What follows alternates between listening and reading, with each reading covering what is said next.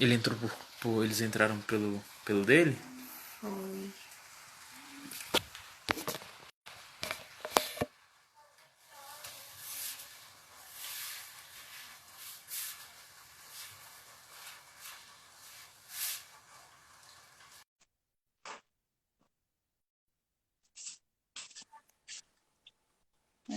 Voltamos. E o que você estava falando, Igor, eu achei muito interessante e muito, muito bonito, sabe? Porque a maioria das pessoas hoje procura esteticamente aquilo que é bonito.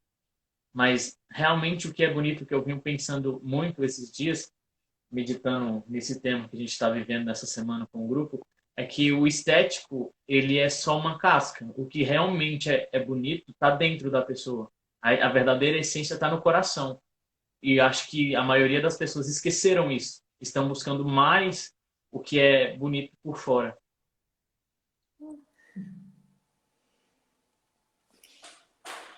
Não, isso, assim, não é que não seja importante, né? A beleza externa importa, sim, né? Sim, A mulher tá cheirosa, cabelinho bem cortado, né? Maquiada, isso aí é realmente muito importante. Mas é uma parte só, né? É uma parte e você olhar para a avó da sua pretendente, para a mãe dela, mostra isso, né? Ela vai ficar daquele jeito, né?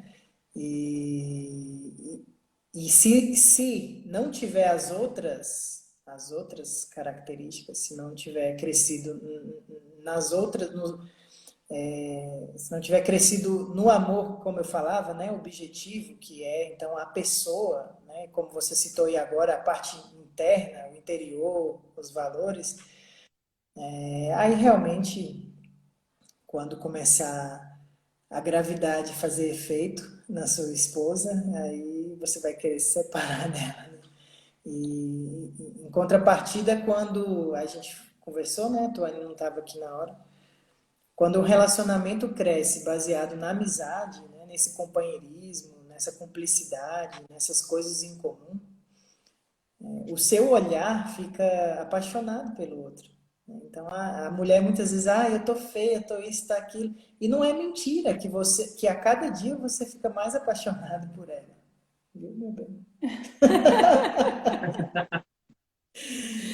Não é mentira, assim, que passa os anos e você tem mais atração por ela e você é mais apaixonado por ela. Porque tem essas outras características objetivas, assim. Eu vou dar um exemplo que me deixa, assim, constrangido de amor por ela e apaixonado por ela. São os partos, né?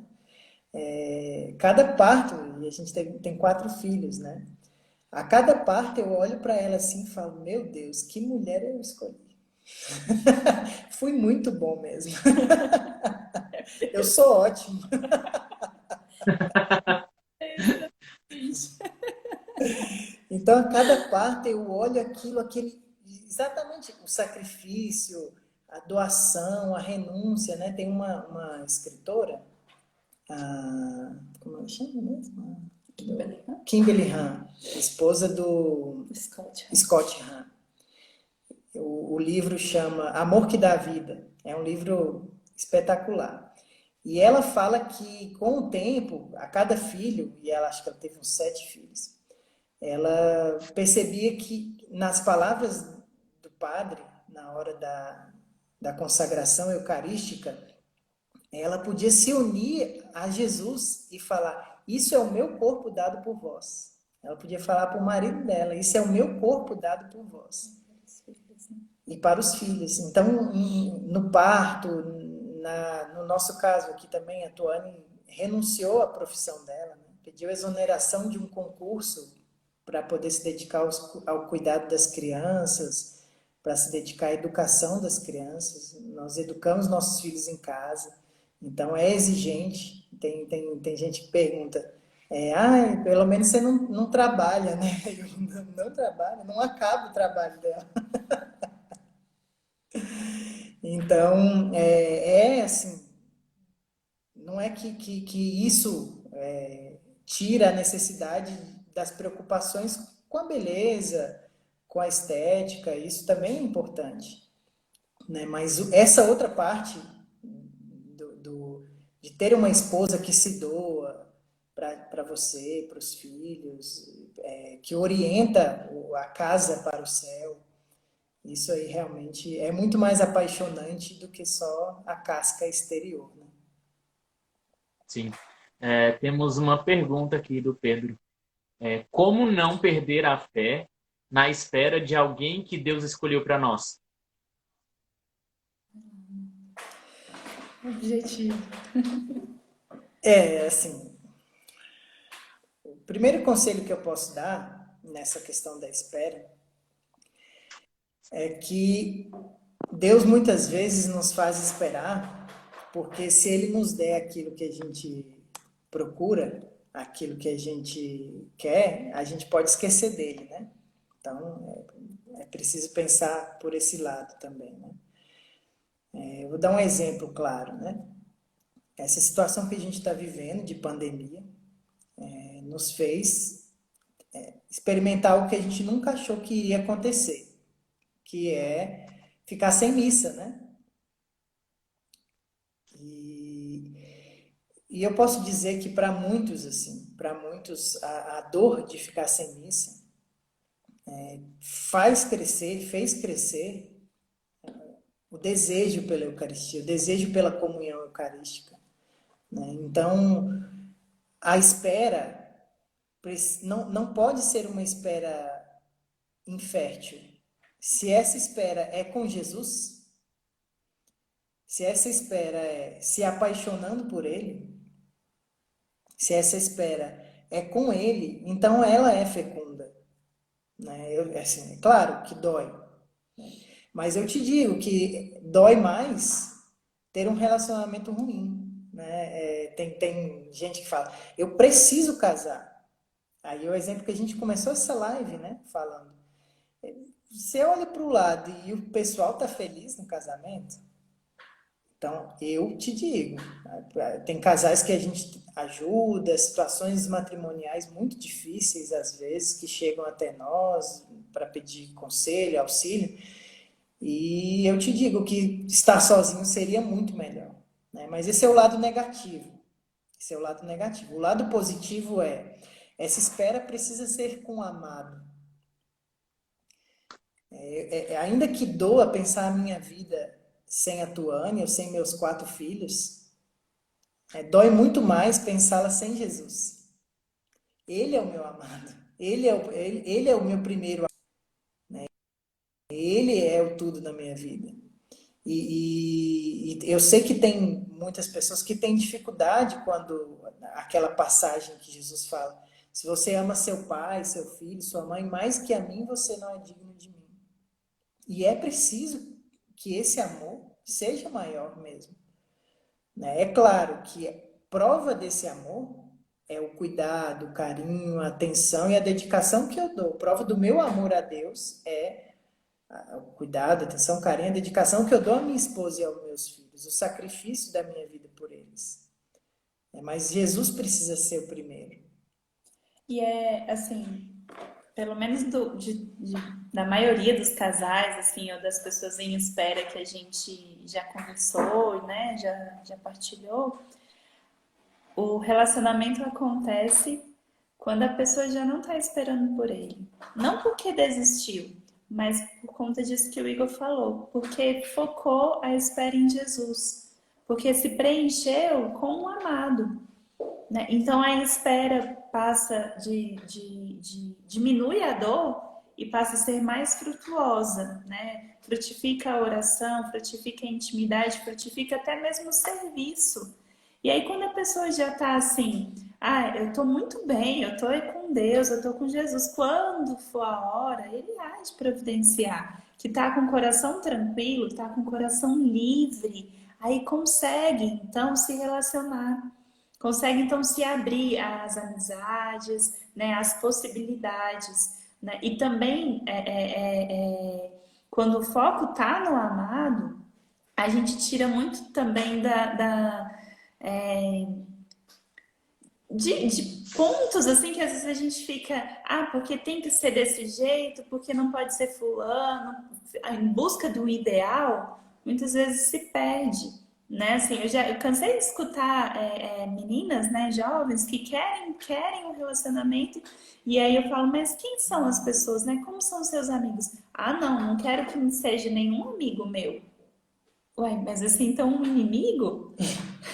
Como assim?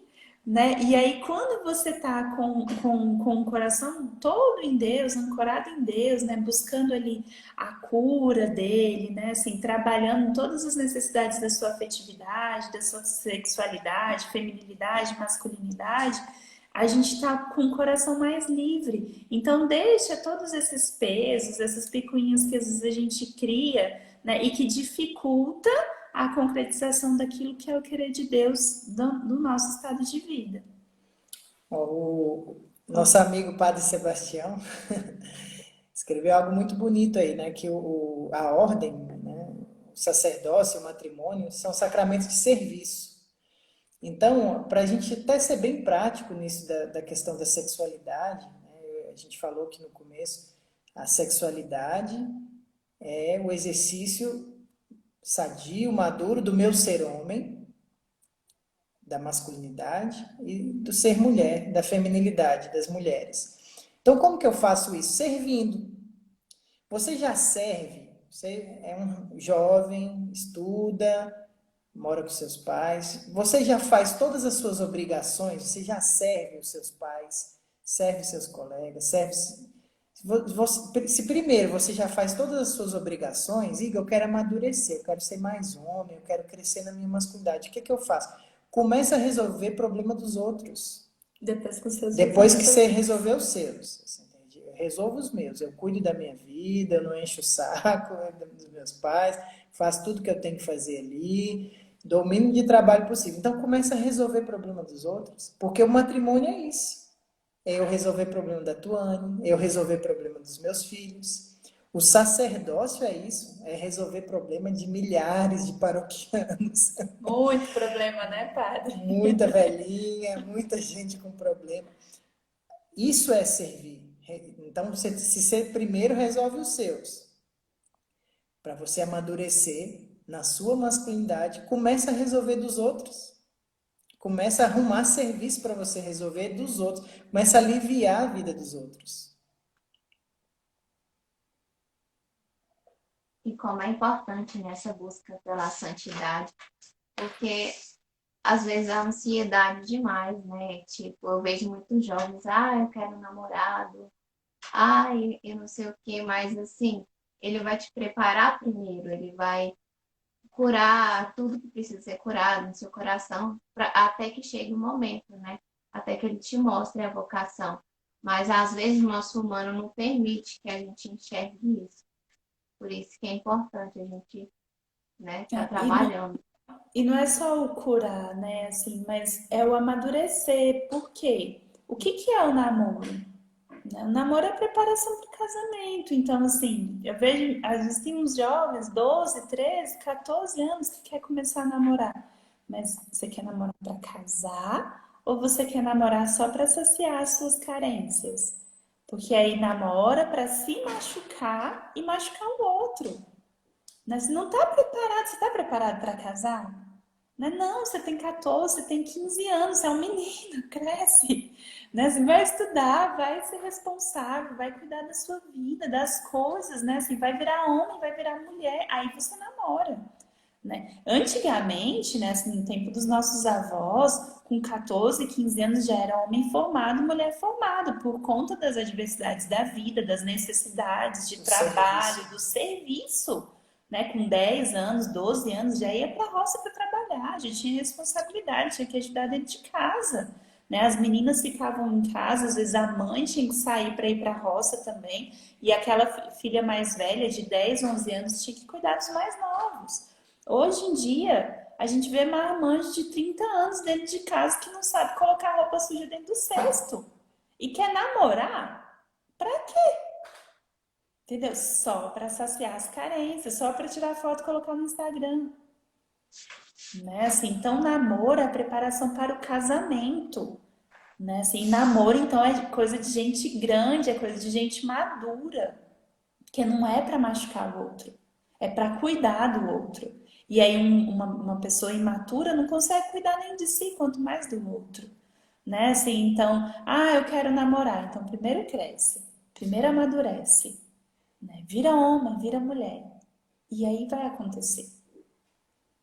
Acho que alguns vão ficar com raiva de mim agora, mas é a verdade, né? Assim, é o que o Igor falou, é melhor ficar sozinho do que ficar se machucando, né? Assim, eu não tive essa educação e eu, adolescente, eu tive namoricos, né? E como eu me machuquei, como eu machuquei os outros, né? Assim, por causa dessa carência. Na verdade, ali, nos meus 14, 15 anos, eu não queria, não era um namorado, eu queria era a presença do meu pai, eu queria era a compreensão da minha família, eu queria era a aceitação dos meus amigos, era isso que eu queria, né? Eu não precisava me machucar nem machucar ninguém. Mas a gente não sabe, né? Então, a gente está dizendo para quem não sabe agora, né? Assim, a gente não precisa de namorar, né? A gente precisa de crescer, né? Crescer, amadurecer, aí sim.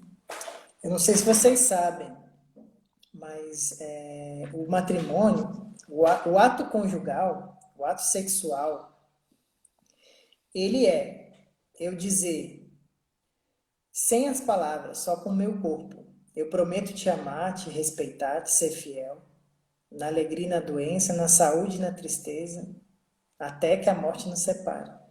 Então, tem um santo que compara o sacrifício de Jesus no horto, quando Jesus se compromete com o espírito dele e diz: Pai, afasta esse cálice, mas se não for possível, eu aceito.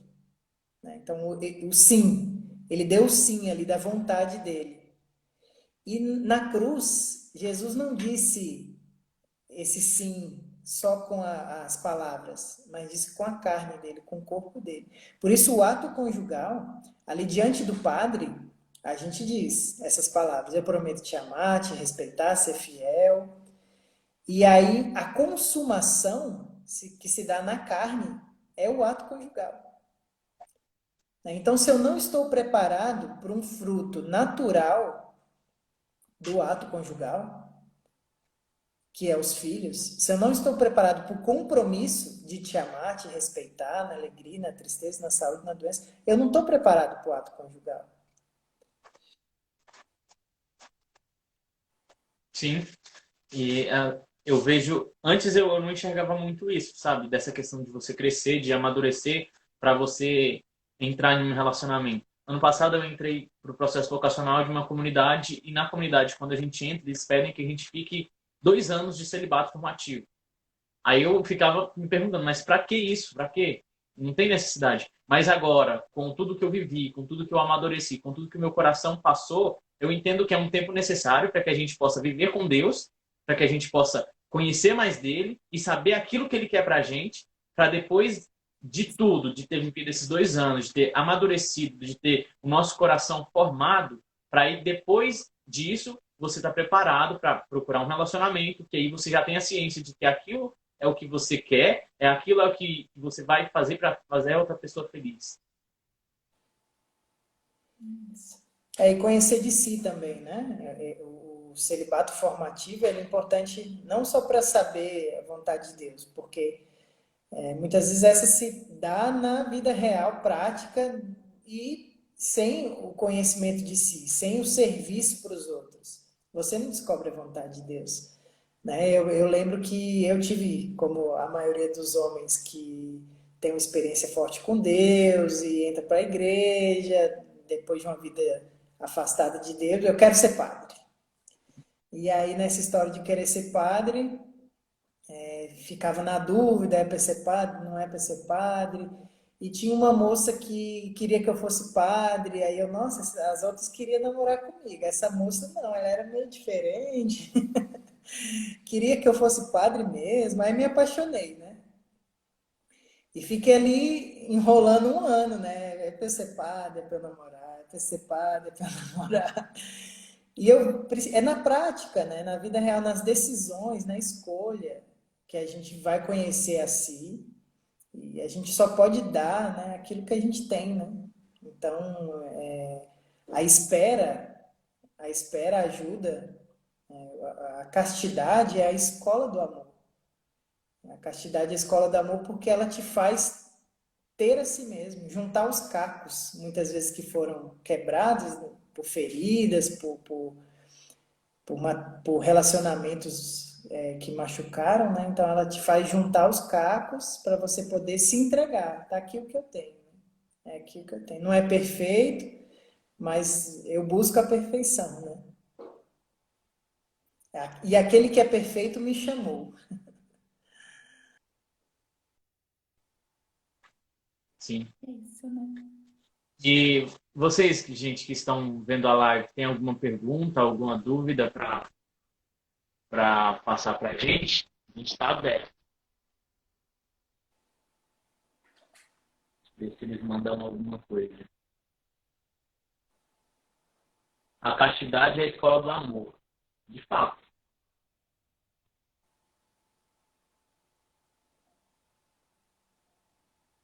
Nenhuma Mas dúvida, galera. todo mundo já está sabendo tudo, gente. Tá todo mundo pronto.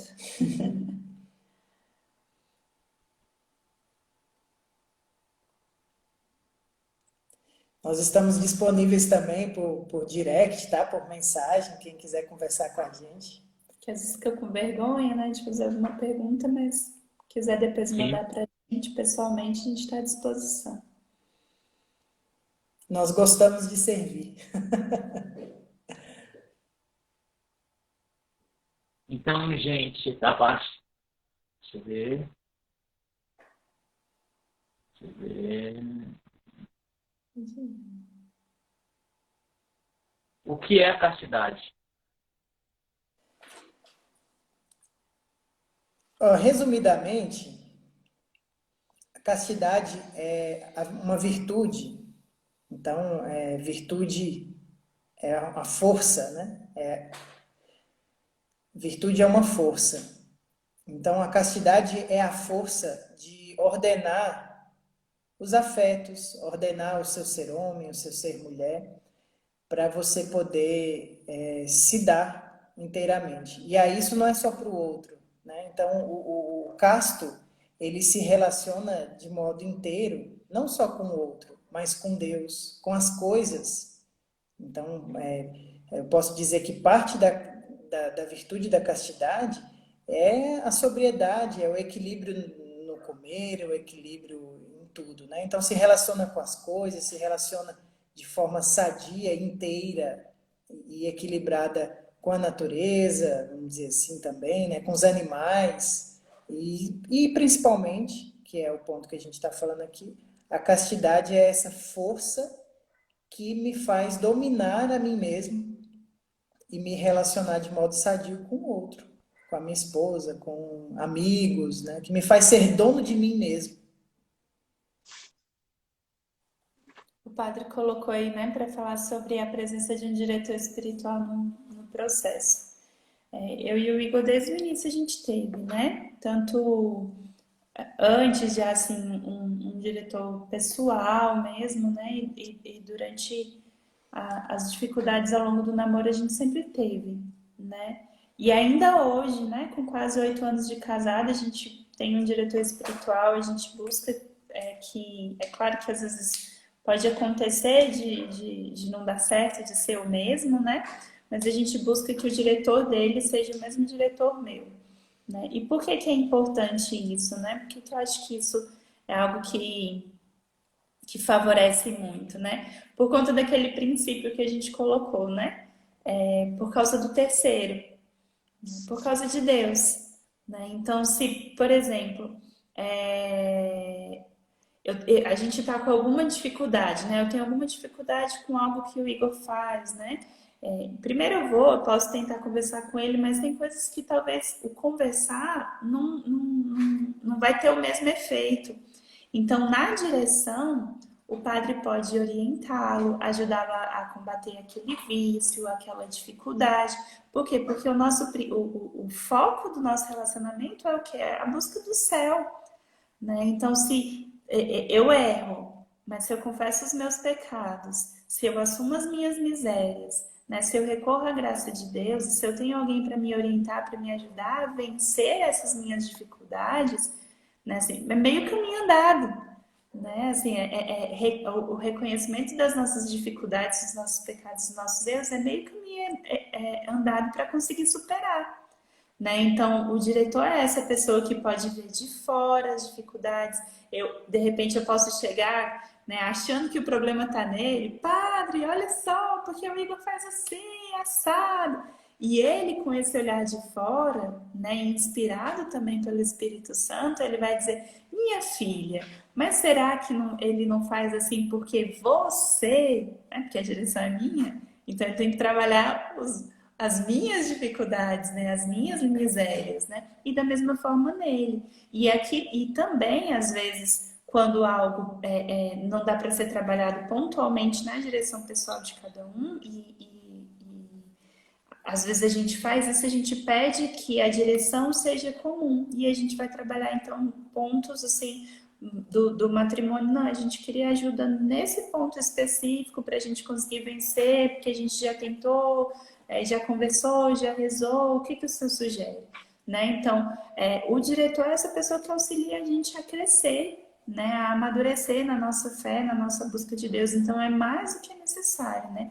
Para quem é de Alexânia, estão muito bem servidos, né? Assim, com o Padre Alain, com o Padre Alisson, são dois padres muito bons, né? Muito acessíveis, né? Para quem é da cidade do Padre Sebastião, também tem muito serviço, porque o Padre Sebastião é maravilhoso. Enfim, né? Assim, quem quer acha também, né? Quem procura acha também, né? Bons sacerdotes, graças a Deus, né? E também, além do diretor espiritual, né? Do sacerdote, para o casal de namorados, né? Para o casal recém-casado, ou mesmo já casado há muito tempo, como o Igor falou do exemplo dos santos, é importante que a gente tenha um casal mais experiente que a gente também, para a gente conversar, para a gente dialogar, né? Um homem, se ele não tiver um amigo casado, né, e bem casado, para na hora que ele tiver com alguma dificuldade, algum problema, ele vai escutar conselho de quem? De um solteiro? O que o solteiro vai sugerir para ele? Ah, larga essa mulher, vai jogar bola e tomar cerveja com a gente. Né? A mesma coisa a mulher, né? Se na hora de uma dificuldade ela não tiver uma amiga mais madura, né, ali, casada, com uma situação muito similar a dela, ela vai olhar a vida, de repente, daquela amiga solteira e vai falar: é muito mais fácil, é muito mais feliz a vida dela, e aí vai fugir daquilo que é a sua via de santificação. Para complementar, né, a pergunta sobre a castidade, teve uma pessoa que perguntou se é possível viver a castidade mesmo não sendo mais virgem, né? Até complementando a outra pergunta, né, o que é a castidade? A gente falou muito aqui sobre isso, né? Foge da dor e busca o prazer. Como isso é um instinto animal. E é comum as mulheres se queixarem daquela postura de alguns homens que falam: ah, isso foi mais forte que eu. Isso é mais forte que eu. E realmente é de se queixar, porque essa desculpa, né, é mais forte que eu. Vou dar um exemplo aqui dos meus pacientes, né? Como eu falei, eu sou veterinário, então um cachorrinho que vê a neta dele no cio, ele vai cruzar. A bisneta, a mãe, a irmã, porque é mais forte que ele é escravo dessa lei. Foge da dor e busca o prazer. Enquanto que nós, por sermos seres humanos, animais racionais, conseguimos nos determinar diante dos nossos valores, de coisas superiores, a gente consegue dizer não. A gente consegue dizer sim quando quer e não quando é preciso. Isso é a castidade, esse ser inteiro. A pessoa que não consegue dizer não, a Tuane falou um pouco sobre isso, é uma pessoa que não é casta, né? Porque ela é escrava dessa busca de prazer e dessa fuga de dor. E a virgindade é diferente. A virgindade é nunca ter tido relação sexual.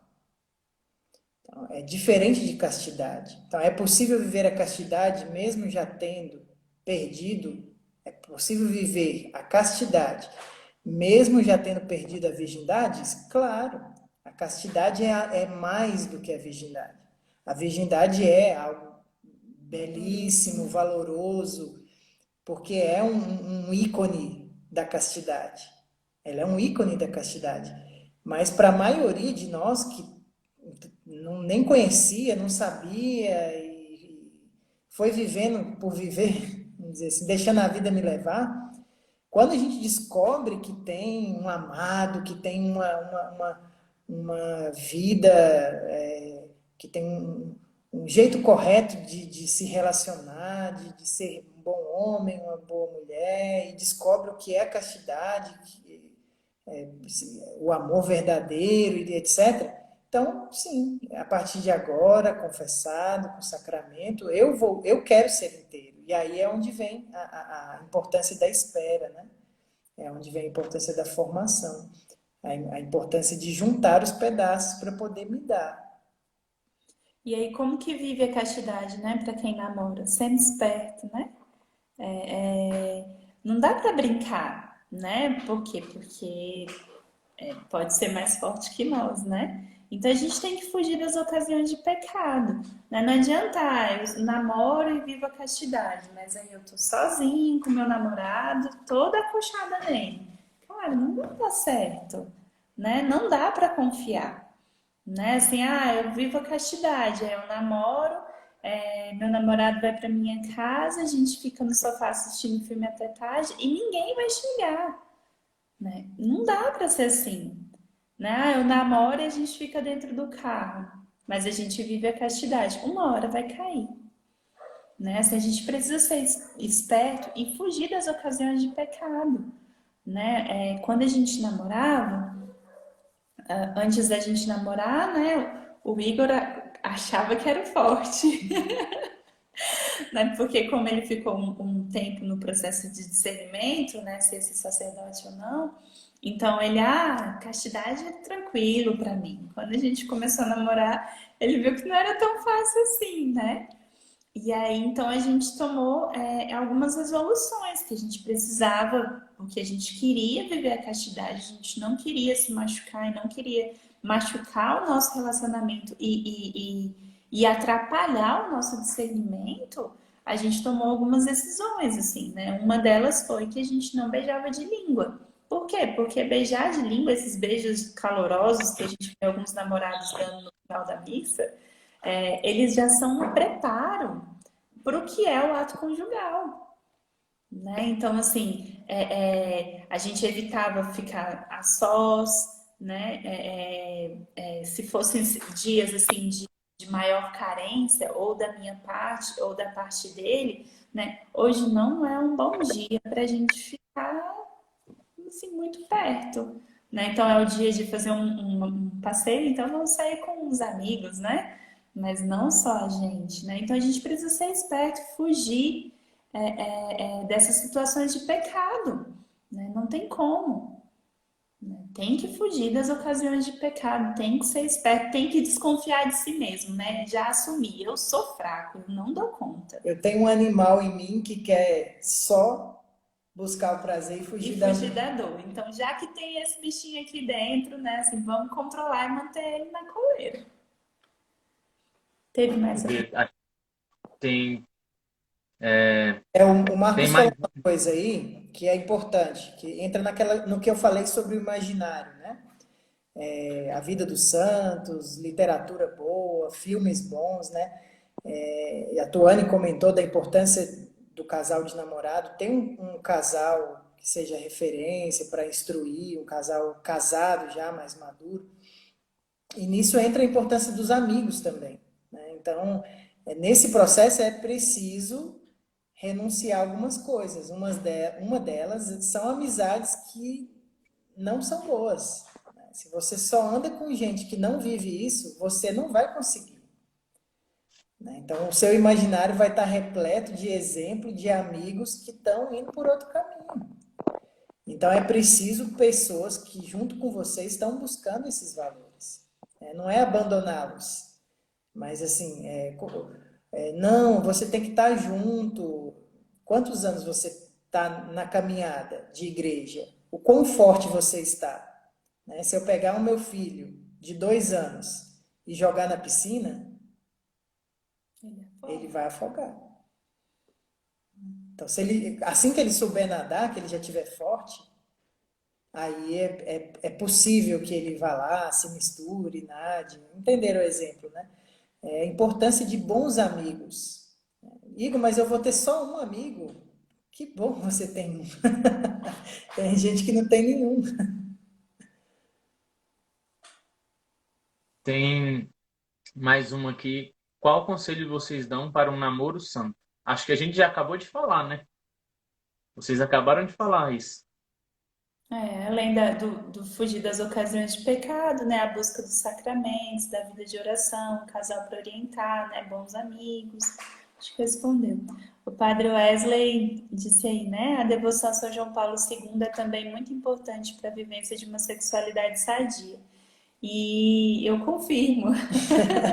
Quando, quando eu e o Igor a gente começou a namorar, justamente quando a gente se deparou com essa situação da castidade, tanto ele quanto eu com uma vida pregressa, assim, desregrada, né, fora da igreja, a gente começou a buscar, né, não como que é, né, como que é viver um namoro dentro da igreja, Sim. como que é ser homem, como é que é ser mulher, e a gente se deparou com São João Paulo II e sua teologia do corpo, né? Então a teologia do corpo foi para nós assim uma salvação mesmo, né? Assim, uma orientação, uma direção de como o Igor tinha que ser homem, de como eu tinha que ser mulher, né? De qual que era o chamado de Deus para gente, de como que seria, como se daria essa complementariedade já ali no namoro, mas em busca do casamento, o que é o casamento, né? Assim, então, de fato, né? Buscar a intercessão dos santos, né? Assim, pedir a São João Paulo II para viver bem, né, esse namoro, viver bem a sexualidade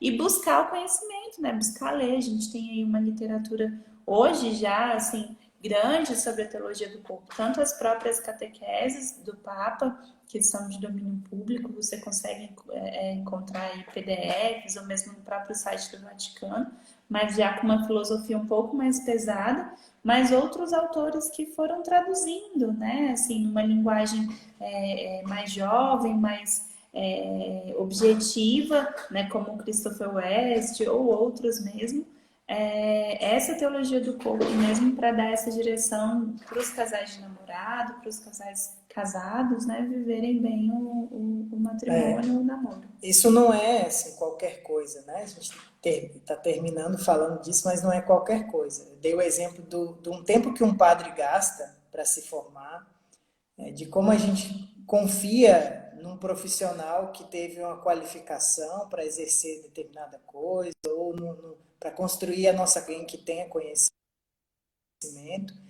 e como da nossa sexualidade, da vivência correta do meu ser homem, do ser mulher das mulheres, depende a nossa salvação, é preciso gastar tempo com isso, com estudo. É preciso gastar tempo com a formação, senão o seu namoro vai ser desastrado, o seu casamento vai ser pior ainda, a sua paternidade vai ser desastrada. Então, é preciso gastar tempo. Não é qualquer coisa. Você gasta tempo com tantas outras coisas, é preciso. Igor, mas eu chego em casa à noite. Sim, estuda à noite. Né? Com o tempo, Você não está sozinho nessa. Com o tempo, o pessoal fala que andar de bicicleta é viciante, né? Então, com o tempo, estudar essas coisas é como algum desses estudos. E eu tô 1, 2 horas da manhã, um dos meninos acorda e eu tô aqui. Porque a gente pega gosto mesmo, e é preciso. Sim. E eu acho que não temos mais nenhuma pergunta. Eu acho que não temos. Deixa eu dar uma olhadinha aqui. O padre Sebastião falou que a castidade tem um valor tal qual é vivida não somente no tempo do namoro, mas também no matrimônio. tanto quanto no sacerdócio. Sim, a castidade, aquilo que eu falei, né? Eu acho que essa é a frase do João Paulo II, do livro Amor e Responsabilidade, quando ele nem era papa. A castidade é uma escola do amor, porque tem gente que acha que depois que casar, porque viveu a castidade do namoro, vai ter relação sexual todo dia. E não é assim, né? Ao contrário, a castidade no namoro nos ensina a saber dizer sim, não, a saber esperar, porque no namoro terão períodos de abstinência também. No casamento terão períodos de abstinência também. E terão períodos de doença, terão períodos de, sei lá, pandemia. Brincadeira. Mas realmente, a castidade é para todos, né? A castidade é a escola do amor, é a virtude daqueles que são inteiros. E são inteiros para poder servir como casados ou como celibatários ou como padres. É isso, né? É isso. Eu quero aqui agradecer, em nome de todo o nosso grupo de oração, a disponibilidade de vocês dois para estar com a gente hoje. Foi de muito crescimento para nós que estamos aqui, e para todos, eu acredito que todos que estão assistindo, foi uma oportunidade de muito crescimento espiritual e também na sua própria vida pessoal. Muito obrigado pela disponibilidade. Muito A obrigada. gente está aqui. Qualquer dúvida, qualquer necessidade, pode procurar a gente. Padre Sim, Sebastião, Padre Wesley, Verônica, Tia Adriana, Doutor Antônio. Quem mais que a gente conhece aqui? Nani. A Nani, E o o Marcos, casal 10, rumo ao casamento, bora lá. É isso, né? Fiquem com Deus, um abraço. Deus te abençoe. vocês têm algum aviso para deixar? Alguma coisa que vocês querem falar de final? Eu quero fazer um merchandising. Nós Vamos lá. estamos com um produto pensando nos casais com filhos, chama Meus Filhos em Casa. É um e-book para auxiliar as famílias, não é o exercício escolar, mas é para auxiliar as famílias que não estavam acostumadas a ter os filhos em casa. Então, são alguns cadernos com orientações de como contar histórias para as crianças, de como inseri-las na rotina das tarefas domésticas, caderno de artes, apreciação artística, música, como fazer essa introdução de música para as crianças. Então, na minha bio, na bio da Tuane, ou no perfil Meus Filhos em Casa, @Meus Filhos em Casa, vocês vão encontrar. Se vocês não têm filho, então indica para quem tem filho. Tá, pode deixar. Tá bom? Obrigado. Tá bom. Obrigado. Obrigada. Obrigado. Tchau. Tchau. E galera, só para finalizar, amanhã a gente tem outra live com o tema relacionamentos. Hoje a gente falou sobre a sexualidade. Amanhã a gente vai falar sobre os diversos tipos de relacionamentos que a gente tem na nossa vida, seja de amizade, de namoro, de pai, mãe, filho. E vai ser às 20 horas aqui no Instagram do grupo de jovens, tá bom? Muito obrigado pela presença de todo mundo. Espero todos vocês aqui amanhã, viu? Tchau, tchau, gente. Beijo.